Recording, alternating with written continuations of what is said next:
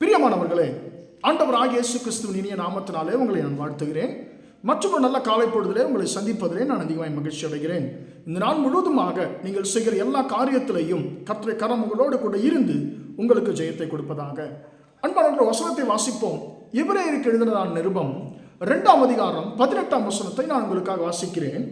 ஆதலால் அவர் தாமே சோதிக்கப்பட்டு பாடுபட்டதினாலே அவர் சோதிக்கப்படுகிறவர்களுக்கு உதவி செய்ய வல்லவராய் இருக்கிறார். அன்பானவர்களே, இந்த வசனம் சோதனைகளை குறித்து நம்மோடு கூட பேசுகிறது. அன்பானவர்களே, பொதுவாக சோதனைகள் என்று சொல்லி வரும்பொழுது நம்மோடு கூட யாருமே இருக்க மாட்டாங்க. பிரச்சனைகள் என்று சொல்லி வரும்பொழுது நம்மோடு கூட யாருமே இருக்க விரும்ப மாட்டார்கள். அன்பானவர்களே, உதாரணமாக நாம் ஒரு சின்ன ஒரு வழக்கோ அல்லது நம்ம போலீஸ் ஸ்டேஷனுக்கோ போக வேண்டும் என்று சொன்னாலே பயந்துருவாங்க. நான் வரமாட்டேன், நீங்கள் போயிட்டு வாங்க என்று சொல்லி விடுவார்கள். அன்பான, இந்த வசனத்தில் ஆண்டவர் ஆகிய இயேசு கிறிஸ்துவை குறித்து அருமையான ஒரு வசனம் சொல்லுகிறது.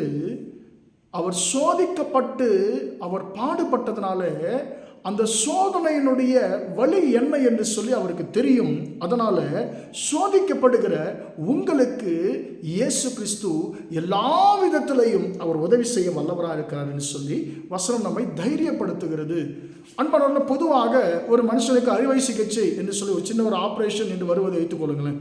அதற்கு முன்பதாக அந்த மனுஷனுக்கு அறுவை சிகிச்சை எப்படி இருக்கும், எப்படி வலி நிறைந்ததாக இருக்கும் என்று சொல்லி தெரியாது.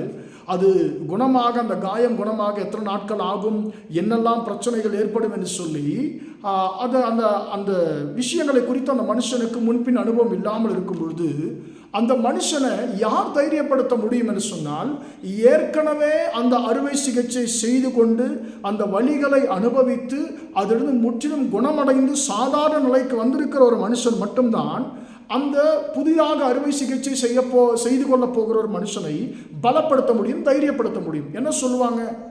ஐயா, கவலைப்படாதீங்க, இது இப்படி தான் இருக்கும், இத்தனை மணி நேரம் இந்த அறுவை சிகிச்சை ஆப்ரேஷன் நடக்கும், இதில் இப்படியெல்லாம் வலி இருக்கும், நீங்கள் பயப்படுற மாதிரி ஒன்றும் இருக்காது, இத்தனை நாளில் சரியாக போயிடும், இதுதான் பிரச்சனை என்று சொல்லி அவர் தான் கடந்து வந்த பாதைகளில் அவருக்கு ஏற்பட்ட அனுபவத்தை அந்த பாதையிலே செல்ல போகிற ஒரு மனுஷனுக்கு சொல்லி அவரை தைரியப்படுத்துவார். கவலைப்படாதீங்க, இதெல்லாம் சரியாயிரும், இது பெரிய பிரச்சனை இல்லை என்று சொல்லி.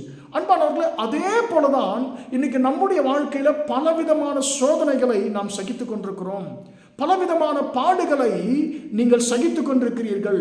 அந்த பாடுகளிலே உங்களை தைரியப்படுத்துவதற்கு ஆட்களே கிடையாது.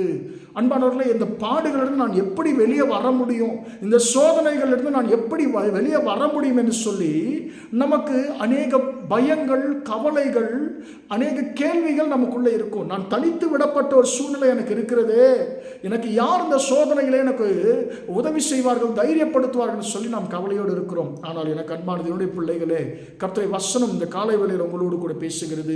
இயேசு உங்களை பார்த்து சொல்லுகிறார், என் மகனே, மகளே, நீ பயப்படாத, நான் சோதிக்கப்பட்டேன். நீ இப்பொழுது சோதிக்கப்படுகிற எல்லா காரியத்திலையும் நான் சோதிக்கப்பட்டேன், நான் பாடுகளை பட்டேன். எனவே சோதிக்கப்படுகிற உனக்கு நான் தைரியத்தை மட்டும் சொல்லி நான் விட்டுவிட மாட்டேன். அந்த சோதனையிலே உன்னோடு கூட இருந்து அதிலிருந்து தப்பித்துக் கொள்ள நான் உனக்கு உதவி செய்வேன் என்று சொல்லி கர்த்தர் சொல்லுகிறார். அன்பான தேவனுடைய பிள்ளையே, நாம் கொஞ்சம் யோசித்து பார்ப்போம். ஆண்டவராகிய இயேசு கிறிஸ்து பட்ட சோதனைகளை விட, அவர் பட்ட பாடுகளை விட இந்த உலகத்தில் வேறு யாராவது அந்த பாடுகளை பட்டிருக்கிறார்களா என்று சொல்லி நாம் கொஞ்சம் யோசித்து பார்ப்போம். நிச்சயமாக கிடையவே கிடையாது.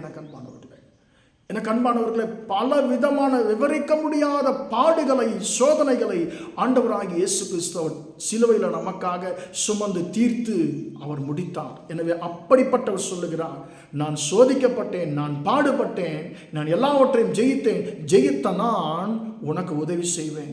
உன் சோதனைகளிலிருந்து நீ நிச்சயமாய் நீ வெளியே வருவாய். இந்த சோதனைகள், இந்த பாடுகளையும் நீ எல்லாவற்றையும் மேற்கொண்டு நீ வெளியே வருவாய்.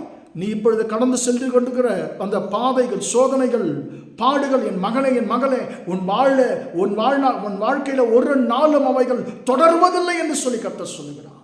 நீ சோதிக்கப்படுகிற உனக்கு பாடுபடுகிற உனக்கு நிச்சயமாய் அவைகளிலிருந்து வெளியே வரும்படிக்கு நான் உனக்கு உதவி செய்வேன், நான் உன்னோடு கூட இருப்பேன் என்று சொல்லி கர்த்தர் சொல்லுகிறார். எனவே தைரியமாயிருப்போம். நம்முடைய வாழ்க்கையிலே, சோதனைகளிலே, பாடுகளிலே ஆண்டவராகிய இயேசு கிறிஸ்து நம்மோடு கூட வருகிறார். பாடுகள் பட்ட கர்த்தர் நம்மோடு கூட வருகிறார். அவர் நிச்சயமா நமக்கு உதவி செய்வார். ஜெபிப்போமா? இரக்கமுள்ள தகப்பனே, உம்மை நன்றியோடு துதிக்கிறோம், ஸ்தோத்திரிக்கிறோம். ஆண்டவரே, இம்மட்டுமாக ஆண்டவர் இந்த வார்த்தைகளை கேட்டபடி பிள்ளைகளை கர்த்தர் ஆசீர்வதிக்கும்படியா ஜெபிக்கிறேன். அவர் தாமே சோதிக்கப்பட்டு பாடுபட்டதனால சோதிக்கப்படுகிற நமக்கு உதவி செய்ய வல்லவராக இருக்கிற அந்த வார்த்தையின்படி ஆண்டவரே, அப்பா ஸ்தோத்திரம் ஆண்டவரே. எங்கள் வாழ்க்கையிலே தகப்பனே ஆண்டவரே, உம்முடைய பிள்ளைகள் தகப்பனே தங்கள் வாழ்க்கையில படுகிற எல்லா சோதனைகள் பாடுகளிலிருந்து ஆண்டவரே, உம்முடைய பிள்ளைகளுக்கு நீர் உதவி செய்து அவர்களை ஆண்டவர் அந்த சோதனைகளில் ஜெயத்தை கொடுத்து வெளியே கொண்டு வரப்போகிற உம்முடைய கிருபைக்காய் ஸ்தோத்திரம். இந்த நாள் முழுவதும் ஆண்டவரே, உம்முடைய பிள்ளைகள் செய்கிற எல்லா காரியத்திலையும் உம்முடைய கரம் கூட இருந்து உம்முடைய பிள்ளைகளுக்கு ஜெயத்தை கொடுக்கட்டும் என்று இயேசுவின் இன்ப நாமத்தில் ஒப்பு கொடுத்து ஜெபிக்கிறோம் ஜீவனுள்ள நல்ல பிதாவே. ஆமென், ஆமென். பிரியமானவர்களே, கர்த்தர் உங்களை ஆசீர்வதிப்பார். Praise the Lord, praise the Lord.